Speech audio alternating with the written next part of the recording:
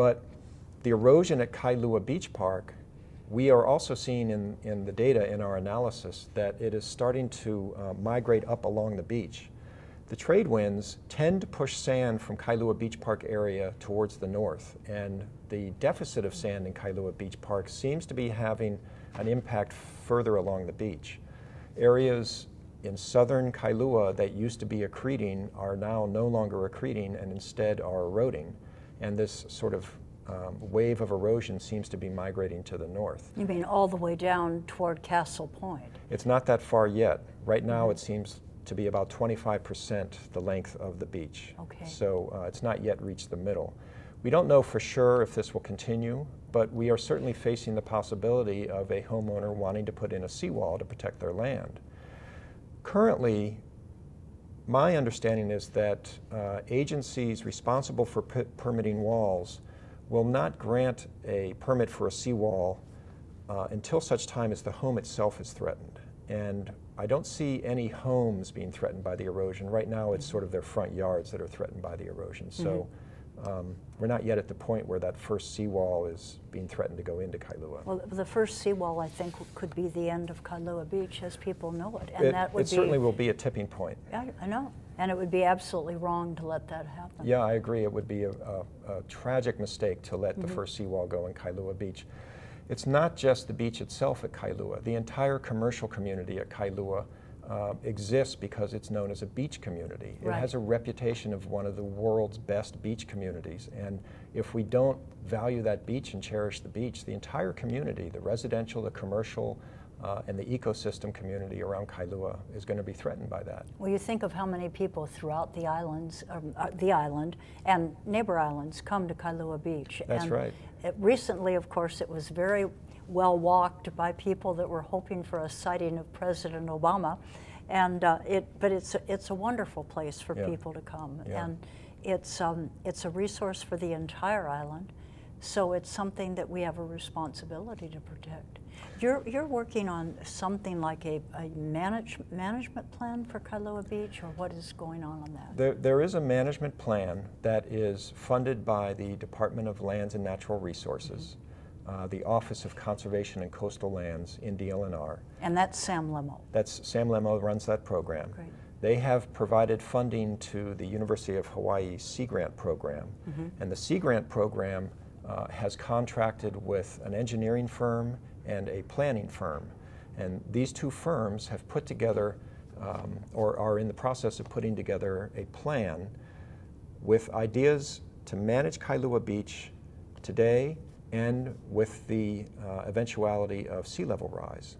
Now, is part of that, part of the ideas, I gather it's ongoing now. It is ongoing still. Okay, and part of that will require legislation, or could it all be done under the current laws that we have in Well, place? that hasn't been defined yet. Okay. But we're certainly discussing what sort of legislation might be a good approach.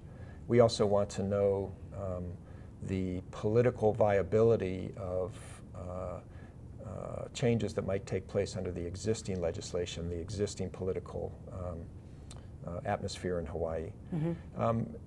As far as I'm concerned, I don't think legislation is needed for the state to declare that there will be no seawalls built. I don't think there's legislation needed for the county to declare that there will be no seawalls built. When you look at the statutes that enable or that actually define the criteria for county decision-making along the shoreline and state criteria, the very first wording in all these statutes is that we shall preserve the natural aspects of the shoreline. There's no wording in there saying that we shall preserve the houses that are built along the shoreline. These statutes, the existing law is seeking to protect the natural coastal environment. But many times legislation is needed to sort of refine the specific point that you want to see take place. And for the most part, beachfront owners in Kailua that have lived there for decades have been respectful of the beach, and they've kept their homes back from the ocean. It's only in the recent, 5, 6, 7 years that people have gone really so far forward. This is true. There are two possibly 3 houses that are glaring examples of that anyone walking up and down Kailua Beach can see. There are a couple of houses that are very obvious right now that have been built in the last 2 years. There are another dozen homes or so that have been built in the last 10 years. You have to wonder how many of these new homes have been built by local residents that have grown up cherishing the beach as part of their family experience versus how many of these homes have been built on speculation by a developer who then immediately flips the home, sells it to someone typically not from Hawaii, someone who wants to relocate to Hawaii and doesn't really understand the sort of proper attitude for living along the Pacific Ocean, living along these beaches. Right. Well, with the climate change, that means that there will be water lapping at the foundation of homes, at least a handful of those. Yeah.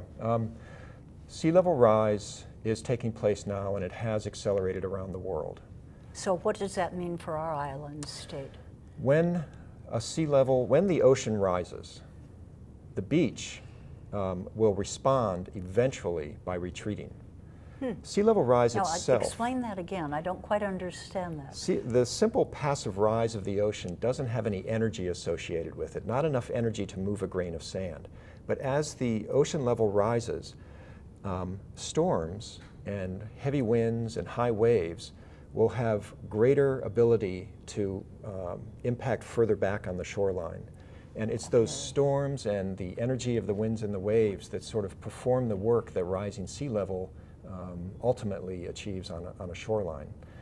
And is some of that pulling the sand back out and away from the beach itself? So what happens is that a shoreline will either drown in place or it will migrate with the rising sea level. Now, I don't want to get too much into geology, but our beach sand has a tendency to cement down deep in the beach, several feet buried below the loose sand.